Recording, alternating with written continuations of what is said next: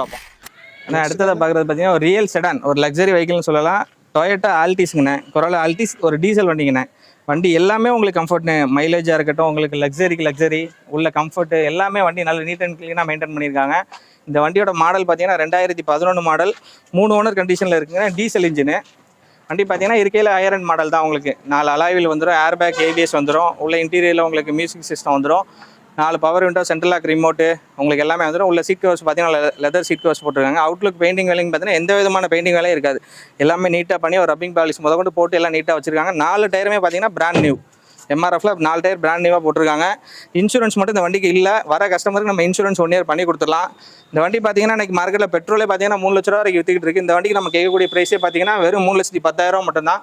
அதில் நம்ம 1 வருஷம் இன்சூரன்ஸ் பண்ணி கொடுத்துட போகிறோம். வண்டி எடுத்தால் எந்த விதமான வேலையும் கிடையாது. இன்ஜின், ஏசி எல்லாமே நல்லா ஒர்க்கிங்கில் இருக்குது. 4 டயருமே பிராண்ட் நியூவாக இருக்குது. இந்த வண்டிக்கு நம்ம லோன் மட்டும் பண்ணி கொடுக்க முடியாது, ஏன்னா உங்களுக்கு 2011ங்கிறனால லோன் கொஞ்சம் சிரமம். ஸோ ரெடி கேஷாக வாங்க, எவ்வளோ முடியுமோ நம்ம பெஸ்ட்டாக பண்ணி கொடுத்துடலாம். இந்த வண்டி 2011 மாடல், 3 ஓனர் கண்டிஷனில் இருக்குது, டீசல் ஆல்டிஸ்.